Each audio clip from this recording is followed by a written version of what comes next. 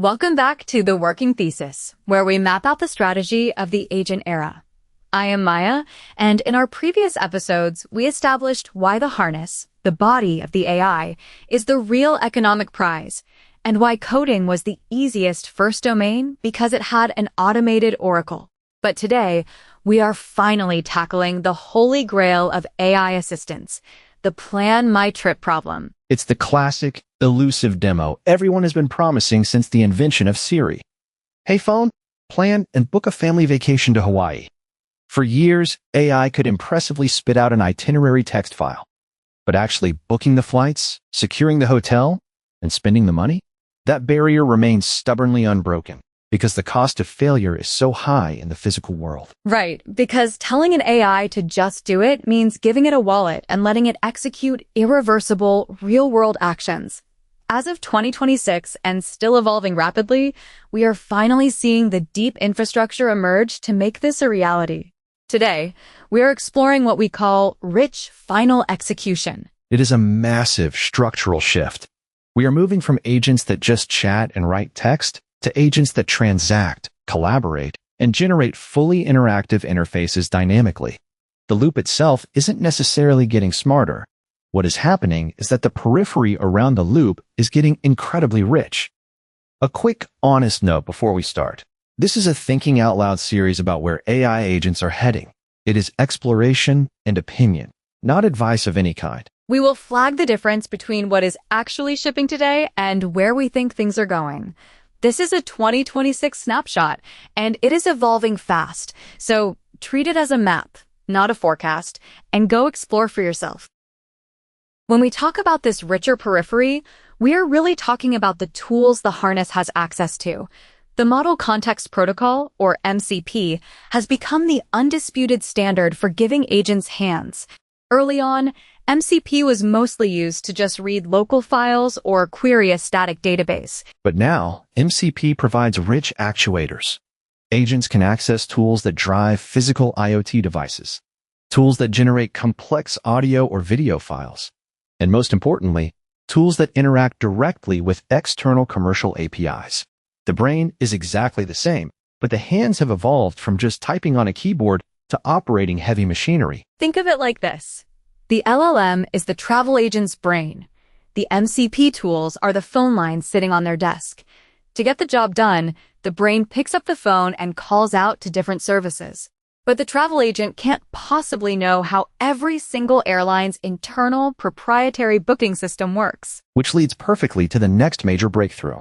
To accomplish complex cross-domain tasks, you don't build one monolithic God agent that knows everything. You build a network. If your personal agent needs to book a flight, it shouldn't try to navigate the airline's website via a web browser. It should just talk to the airline's agent. This is where agent-to-agent interoperability, or A2A, changes the entire game. This year, A2A standardization took a massive leap forward. Hosted under the Linux Foundation, the A2A initiative now has over 150 organizations backing it. It is the standardized language agents used to negotiate with each other. So in the trip scenario, your personal harness takes your prompt, "Book me a trip to Hawaii," and breaks it down. It uses A2A to call the Delta agent to negotiate flight options, and then calls the Marriott agent to find a room that matches those exact dates.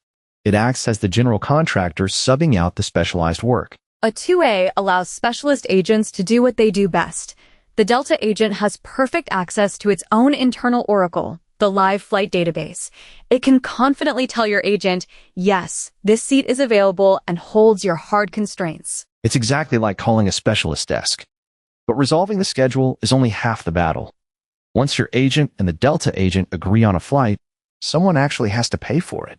And giving an autonomous script unrestrained access to your credit card has traditionally been a security nightmare. That brings us to the new financial rails of the agent era, agentic commerce. This is where we are seeing the most intense structural innovation of 2026. We now have dedicated protocols designed specifically for machines spending money securely on behalf of humans. The momentum here is incredible. Google introduced the Agent Payments Protocol, or AP2, which launched with over 60 backers and has since been donated to the FIDO Alliance.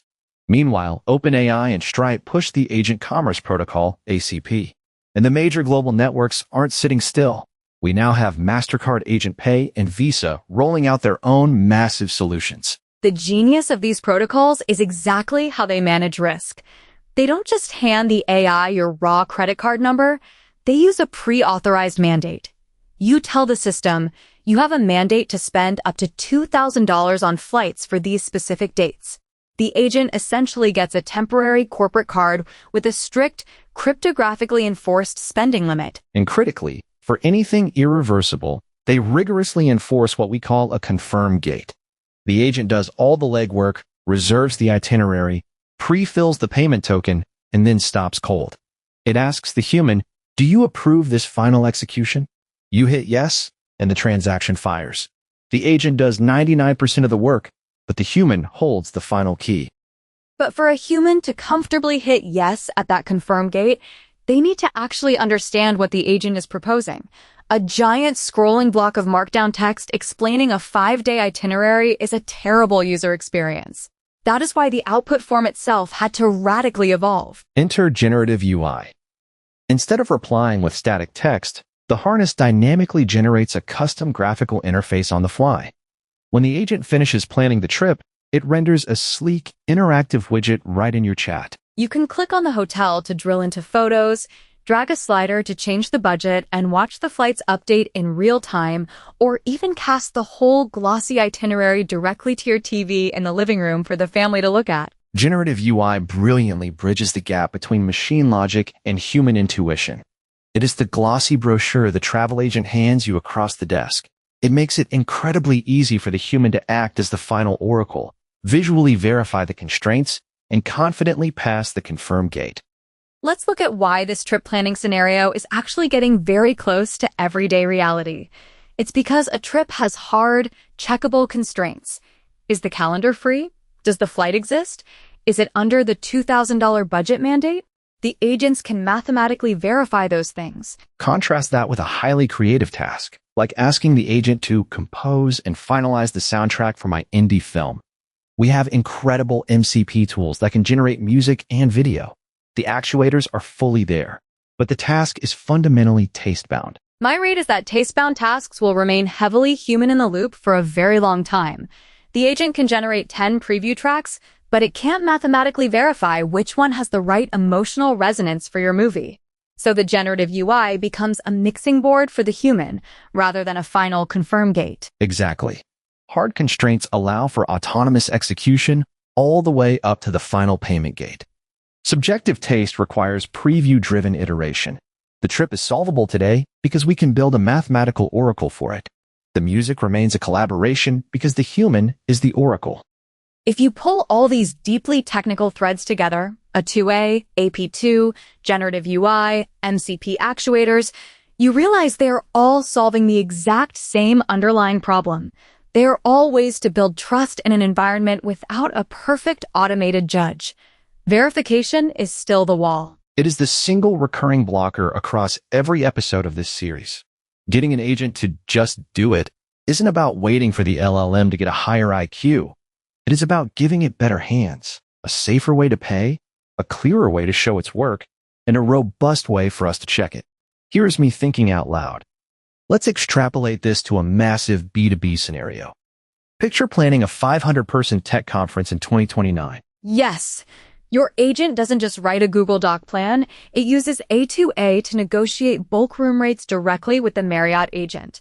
It uses an ACP mandate to put down a $50,000 deposit on the venue, but it strictly pauses at a generative UI confirm gate. It shows you a dynamic 3D rendering of the conference floor plan and gives you a slider for the budget. Exactly. You drag the budget slider down a bit to save money. Your agent instantly pings the hotel agent to counteroffer, and the 3D floor plan dynamically shrinks to remove the premium lighting package. You see exactly what you are getting. You hit approve, and the funds instantly clear. We are moving from chatbots to spatial, multi-agent financial negotiations. Let's recap. To execute real-world tasks, the agent's harness is growing a much richer periphery. It uses MCP for rich actuators and A2A protocols governed by the Linux Foundation to seamlessly delegate tasks to specialist agents. To handle money safely, we've seen the rapid rise of agentic payments, like AP2 and ACP, which rely heavily on pre-authorized mandates and strict confirmed gates. And to make human verification effortless, agents are using generative UI to present interactive, drillable artifacts. Ultimately, tasks with hard constraints, like booking a trip, are much closer to full automation than taste-bound tasks like creative arts, because the constraints naturally act as an oracle. But what happens when the agent isn't just executing a single trip or a single conference? What happens when it claims to learn your habits, your preferences, and your coding style over months and years? Does it actually learn, or is it just an elaborate parlor trick? Next time, we dive into the myth and the reality of the self-improving agent. We will explore what it means when an AI says it is growing with you and look at the limits of local memory. See you in episode 4. And that is us thinking out loud for today. If this gave you a clearer map of where the agent era is heading, do us a favor and subscribe. It genuinely helps more curious people find the show. We are figuring this out right alongside you, one episode at a time. So hit follow, and we will see you in the next one.